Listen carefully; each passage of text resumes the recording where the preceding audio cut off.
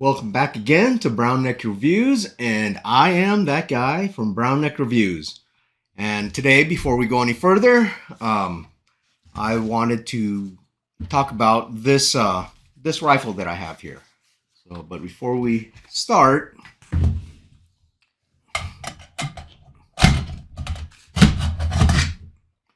wanted to show you that everything's clear, nothing in the chamber.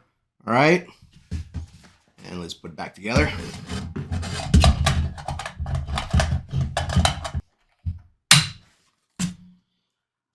All right, now that we got that out of the way, what this is a Remington 700 in an AICS chassis system.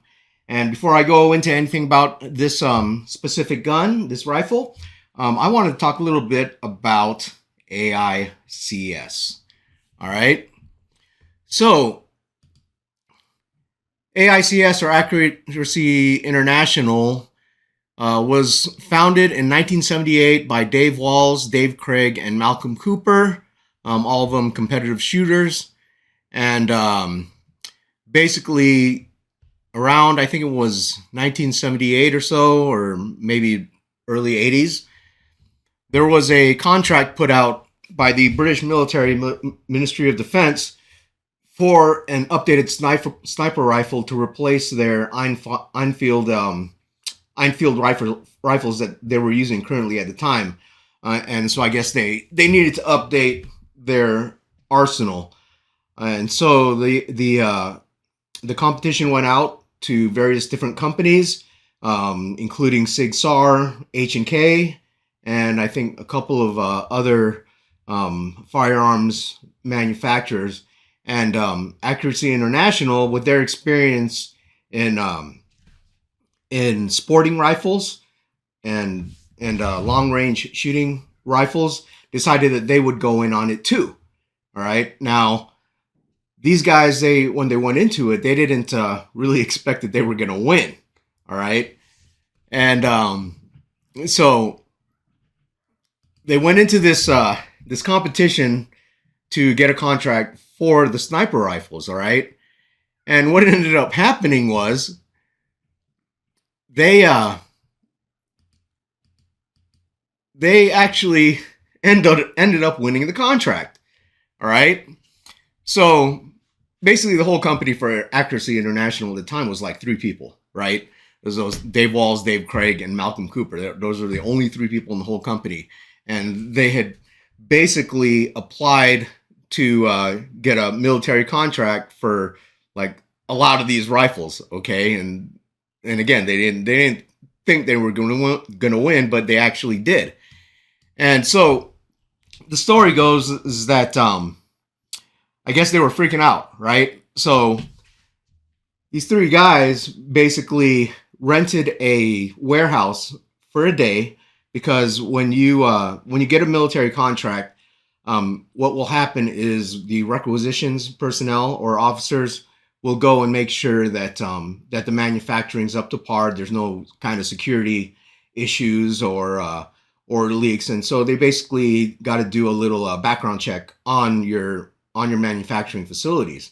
So these 3 guys were kind of freaking out. So they rented out this warehouse, and what they did was they took whatever they had as far as the pre-production rifles, and they put them in this warehouse at different stations in various states of assembly. Okay, so the officers show up from the Ministries of Defense and into this warehouse, basically, that they thought was the manufacturing place. And so they checked it out and looked and saw that, yeah, all the machining's there, everything's there, it looks legit, and then they asked them, they said, hey, where are all your employees? And they said, oh, well, they're out to lunch. So I guess we'll go out to lunch too, right? So they go out to lunch, and the Ministry of Defense representatives, they said, yeah, this is mainly just a formality, and we just wanted to make sure that the contract winners for this big contract for rifles had the manufacturing capacity that wasn't just basically three guys in a shed.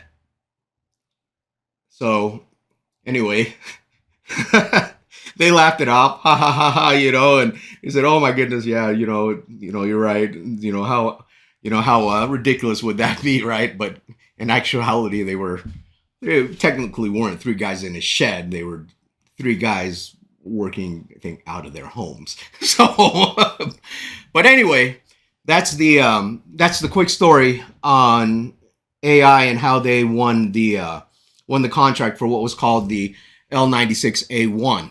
All right, so there it is. They won that contract, and this is the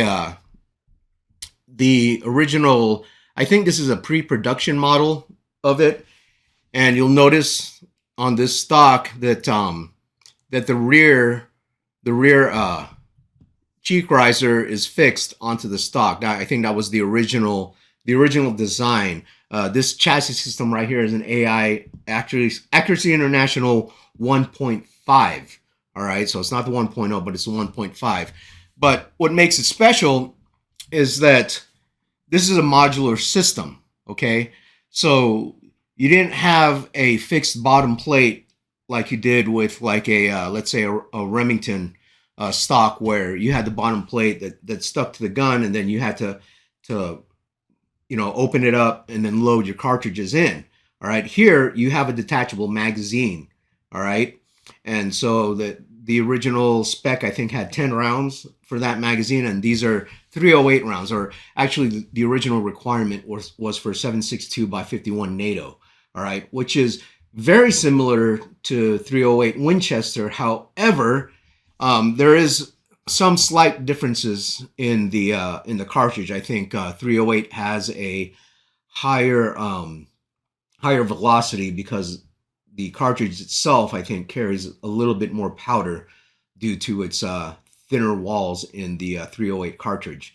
Don't quote me on that. I'm not an expert gunsmith or anything, but that's as far as what my internet knowledge goes. Okay. So they ended up getting the contract, Accuracy International in England, and the L96 was born, and that basically became the basis for what was called the some other variants of it. One which is more famous, I think, is the Arctic Warfare version, which is, I think it was AWS or something, but that one had some modifications for colder weather. But here you can see the chassis underneath the plastic side moldings. All right, so it was basically one big piece of billet that was machined out, and what made it cool is that the action is basically secured using only 2 action screws. All right, so. And also, when those screws were applied into this, it basically bedded itself in what's called a V-bedding type of configuration. Now, the barrel, if you look at the barrel right there, it doesn't make any contact with any part of the stock.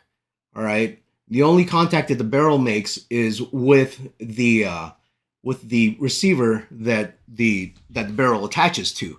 Okay, and that's important for your accuracy. Okay, because all barrels have different harmonics, and you want to make sure that those harmonics are consistent with every shot, or as consistent as possible as you can get. So the chassis system was, I think, for its time, kind of revolutionary. You didn't have to bed the front part of the stock, okay, so that your barrel wasn't making any contact, but the stock would still stay rigid. So with their design is basically you had that big piece of metal running the whole length of the chassis all the way to the stock. All right, and that's what attributed it to its high accuracy. All right, so you had a fully free-floated barrel without having to bed the stock at any point. Also, additionally, you had your attachment points for military use, and also the detachable magazine. All right. So now you could carry a bunch of magazines without having to reload the gun. After you ran out of, let's say, 4 or 6 rounds or whatever, you just carried your magazine, popped in a new one, and there you go. All right. So this is my Remington 700. All right. And it is chambered also in 7.62 by 51 or 308 Winchester. So you can use either cartridge in this gun, and this is a short action right hand formatted stock that I have here. It is, the action itself is a Remington 700 SPS, all right, and which has a bull barrel, which is I think a couple inches shorter than your standard rifle. So it's an 18-inch barrel that it uses, and mainly the SPS version of the Remington 700 was designed, I think, primarily for law enforcement. So it's easier to maneuver, easier to store, and easier to basically handle during law enforcement type situations. All right. This is a 1.5 stock. It was originally molded in the British green, but when I got it, I painted it because I was all into that cool looking paint scheme, and so I painted it, and you could see some of the paints rubbed off over the years. This is actually the first rifle that I ever bought, I think back in 2007 or so. And the chassis system, I got the chassis system because I was actually looking to have a detachable magazine on my gun. And while I was looking, I came upon the AICS system, and I said, you know what, I'll just change out the whole stock, and instead of having to modify the stock that I had, and just be done with it. So I ended up doing that. And a couple of other features with this is there is a slot at the bottom, all right here, and what I have attached to it right now is a Picatinny rail, and that's for my bipod. This is a GG&G bipod, and this does have the night vision mount attachment point right here for this stock. You'll see some of these stocks don't have this sticking out over here, but I bought the stock used. so it at the time, I think the stock by itself, the AICS stock by itself was going for something like I think it was like $700 or so, and that was pretty expensive for the time, 2007, at least for me. And so I got this one for a lot cheaper than that. and so as we keep going, you'll see that you have the detachable magazine. My trigger is a stock Remington trigger that I have adjusted to I think about 2.5 pounds trigger pull. So it's an extremely crisp trigger pull, and it is using the standard Remington 700 Remington 700 2-lug bolt on here. The mount that I have here for the scope mount is a Sequence Precision, and I think that is a 30 MOA mount. So it gives a little bit more overhead for your sighting options, and I have a Vortex 5-20 SFP scope on the top, which I've had forever, never had a problem with it, and also Weaver rings on there, 30 millimeter rings. As we keep going, you'll see that it has a thumbnail or thumb hole type of grip on here. And this was part of the original design. I think the newer stocks now use a pistol grip. I actually prefer this older thumb hole design just because, it's more authentic to the original design, but also this is an extremely comfortable grip for me. I don't know, some people might not like it, but I actually like it a lot. And then as we go back, you'll see that this has an adjustable cheek riser, all right? And I do have the optional AI thumb adjusters for it, and this will go up and down depending on your preference. You know, it's but I think the original 1.0 stock had a hump here that was molded to the stock itself. All right, and then of course get to the back, and you've got your sling mounts attachment points right here. You also have sling mounts attachment points right here, and you have your adjustable length of pull plates over here. I think you can get them nowadays with modern chassis systems. They usually have this, you know, attached, and you can adjust it. But this was back in I think 2005 when I got it. So, you know, it doesn't have that, and this does not have the Picatinny bottom for the monopod. But yeah, as far as this as a package, for me, it's been a wonderful gun. I've had thousands of rounds through this thing. Again, this is my first rifle that I ever bought, and I've had people shoot it, and you know, they've always told me how comfortable it was. The only thing with this chassis system, it is quite heavy. All right, it's compared to a modern chassis system like this one right here. This is an MDT system with a what do you call it? A Ruger action in there.